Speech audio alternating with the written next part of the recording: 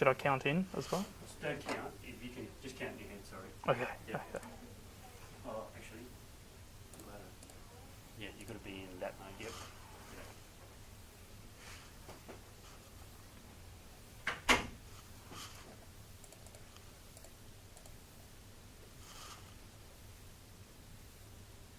Hi everyone, I'm Michael Kilmister with the University of Newcastle Central Coast campus.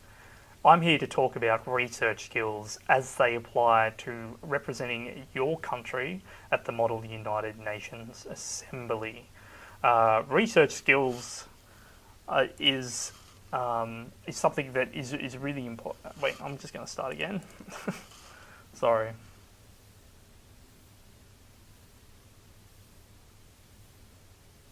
Hi everybody, I'm Michael Kilmister and I'm with the University of Newcastle Central Coast campus, and today I'm here to talk about research skills for the Model United Nations Assembly and how those skills can help you prepare to represent your nation.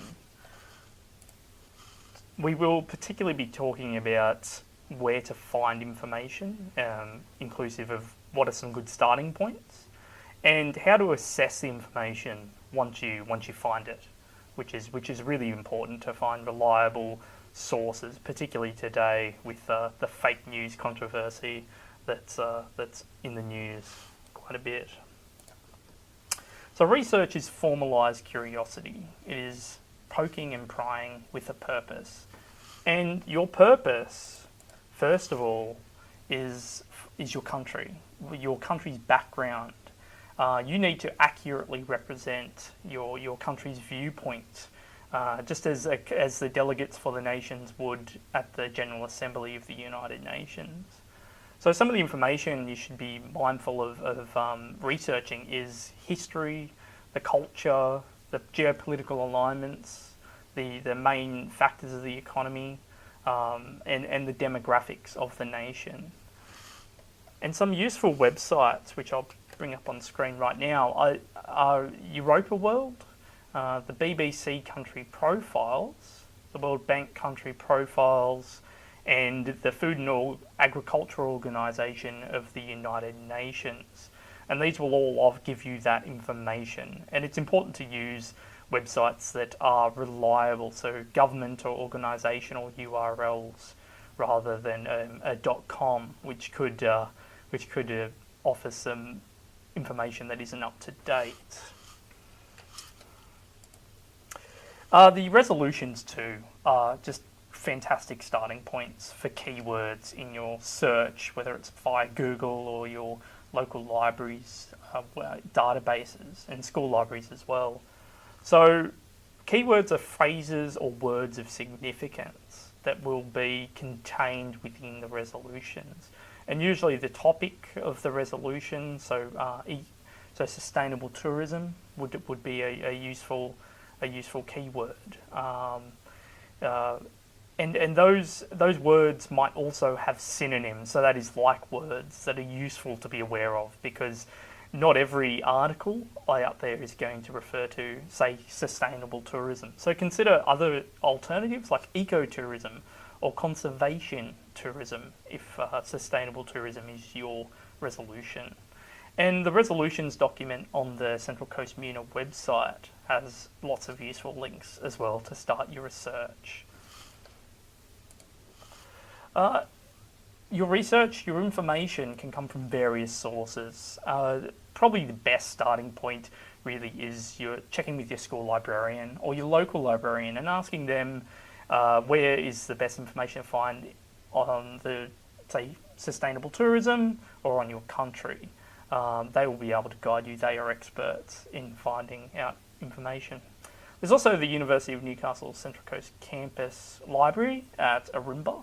That is open to the public, but you will have to pay a fee to be a community member. As well, there's the Central Coast Council library system, and there are databases through there, so online resources to scholarly articles. So that means articles that have been peer-reviewed, which is looked at by people who really know what they're talking about, experts in the field. And as well, there is, of course, the internet, which I'll talk a little bit more about, inclusive of those websites I mentioned earlier. So the local library database is a searchable online collection of resources, and a lot of those resources will either be paid for by your school library or the local library, or they will be free sources that are brought together by the librarians. And they will usually require membership, but that is often free. So it's just a matter of signing up either online or in person in the case of your local library. And there's also the State Library of New South Wales at Sydney, and they have a very extensive collection of resources. And certainly those databases can provide you with many interesting types of resources, such as legislation, newspapers, encyclopedias, and including multimedia. Websites help you define the topic, particularly if you're unfamiliar with those terms in the resolutions. And they might provide extra information as well.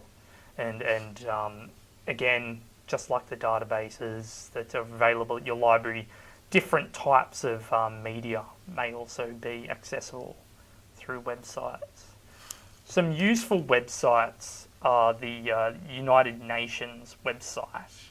The voting records for countries in the UN General Assembly, really important, because you will have to vote like your country votes. You'll have to debate like your country debates. So what better resource to look at to see how your country reacts to those issues that are debated at the United Nations. The United Nations Research Guide, the CIA, Central Intelligence World Fact Book. That's a source that's regularly updated by the American government and all the nations of the world.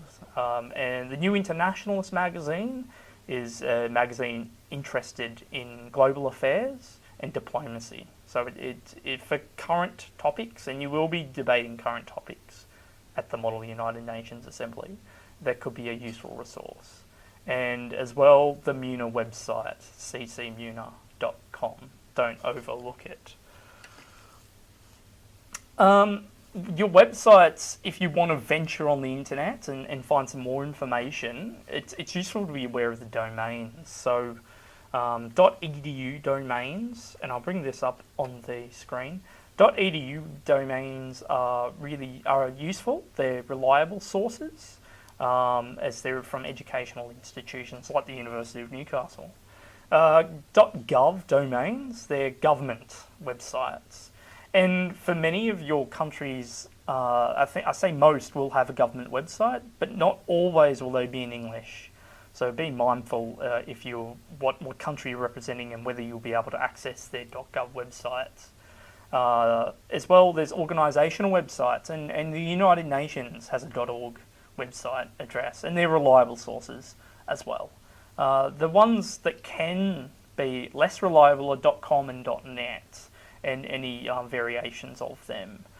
They can be corporately owned, so a commercial website that's operated for profit, or they could be pushing a particular agenda. So please be careful of using them. Google is, of course, probably your default internet search database, and it's useful for searching for institutional documents from governments or other organisations.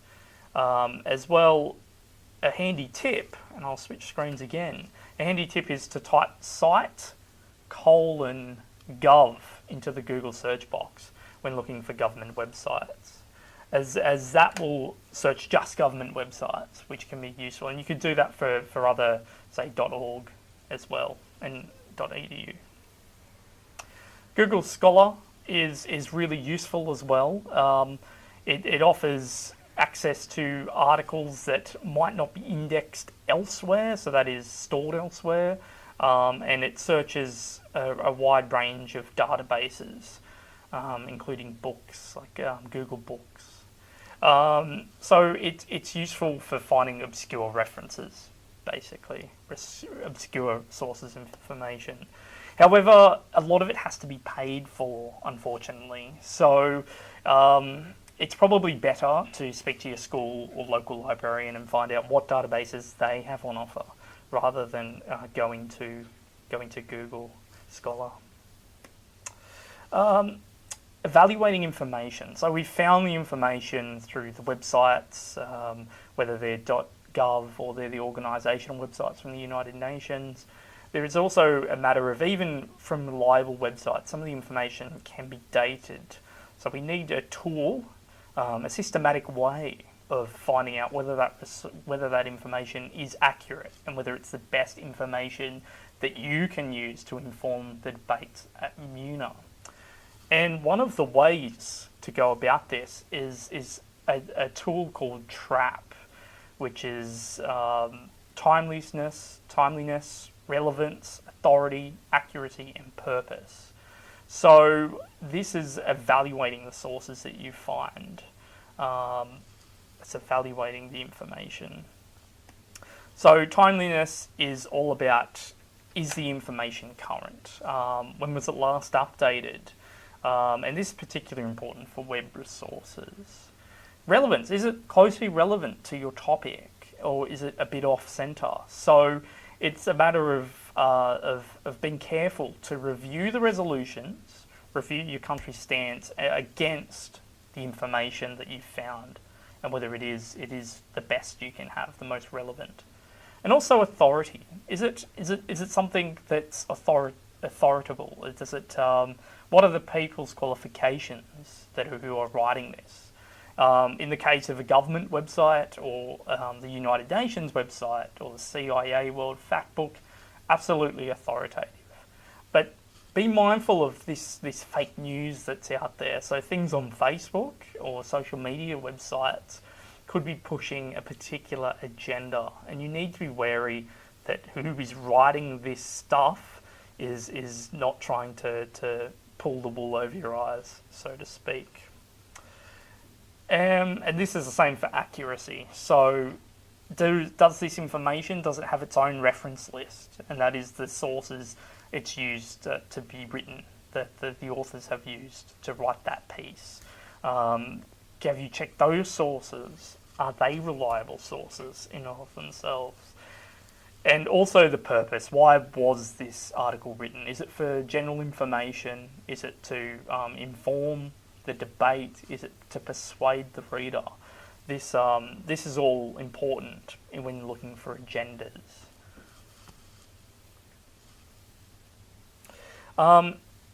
Once you've found your resources and you've assessed them, it's really important to read the most general source first to give you the background.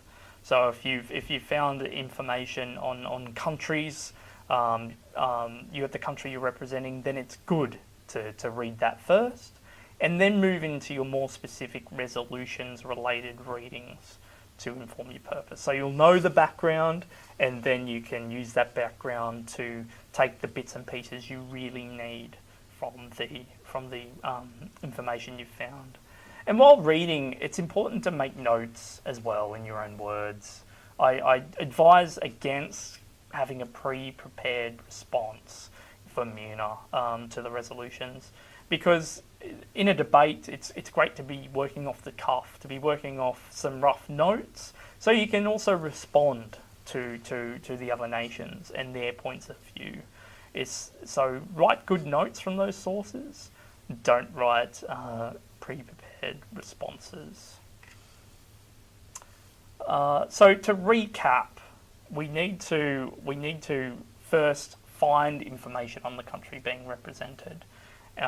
Secondly, need to research the resolutions, grabbing those keywords from the resolutions and throwing them into databases at your school library, your local library, and Google.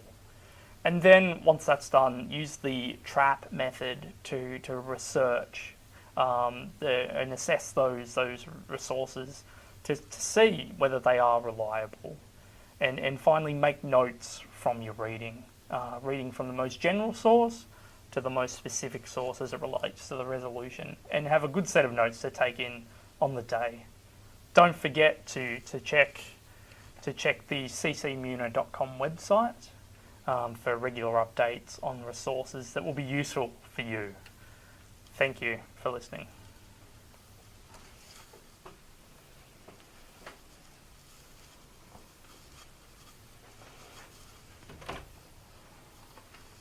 Yeah, I think so. That was, I don't know, a bit weird.